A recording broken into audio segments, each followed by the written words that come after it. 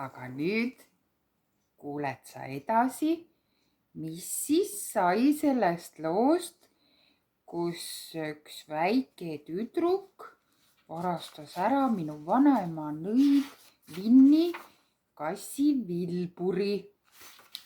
Ja meil jäi pooleli sinna, et Vilbur oli selle tüdruku juures kodus väga õnnelik.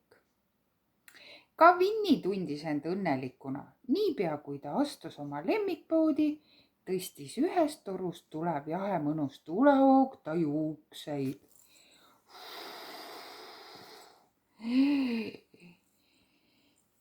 Õhkas Vinni, küll on mõnus. Vinni vaatas rästikuröstereid ja hiirehakke ja tõukunuiasid ja prügimiksereid ja prussakapurusteid ja nahkhiireküpsetajaid, kuni ta leidis selle, mida ta otsis.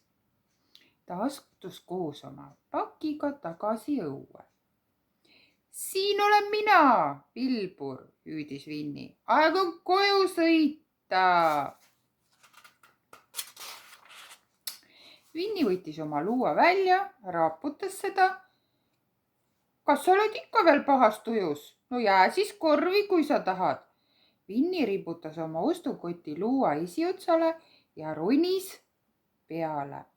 Oi, ütles Vinni, kui luud vajus paki raskuse tõttu kõvasti ettepoole.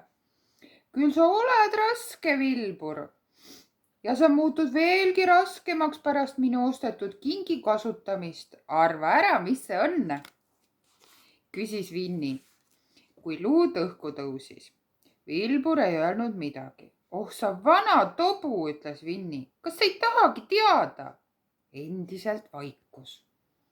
Vinnil hakkas jälle palav. Ta hakkas tasapisi jälle ärrituma. Sellepärast ei lausunud ta kogu kodutee jooksul Vilburile enam sõnagi. Vinni parkis oma luua ära. Olemegi kodus, tule välja. Vinni võttis korvil kaane pealt ära. Vilbur, huilgas Vinni, sest korv oli tühi. Vinni tundis end täpselt sama tühjana. Ta oli meeleheitel. Näed, siin sa saad vaadata, kui meeleheitel on minu vanaema. Oh, sa mu Vilbur, ma jätsin su maha. Pole viga, Vilbur, tulen kohe tagasi.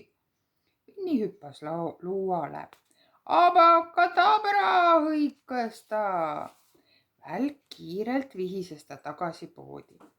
Vinni vaatas metsiku pilguga ringi. Kus ta on, hüüdis ta. See must kass. Kas sa mõtled seda musta kassi, küsis üks poiss.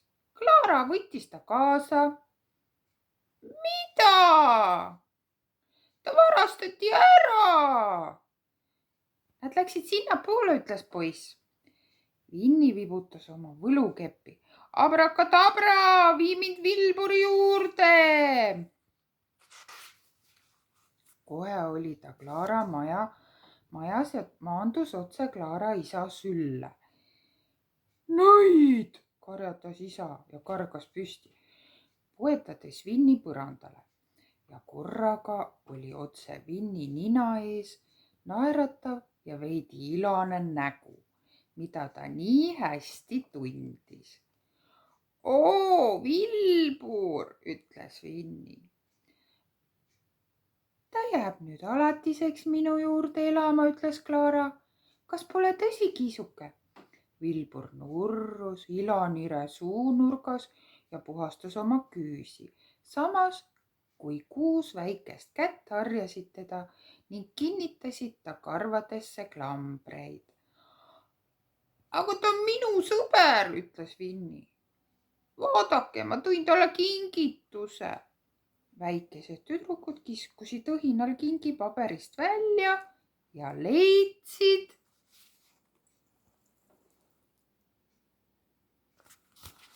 kohe kuuleme, mis nad leidsid. jäätisemasin, ütles Vinni. Kas see meeldib sulle, Vilbur? Ma mõtlesin, et me võiksime end jahutada tõugumaitselise jäätisega, mida kaunistavad täitükikesed. Aga Klaara ema polnud sellega nõus.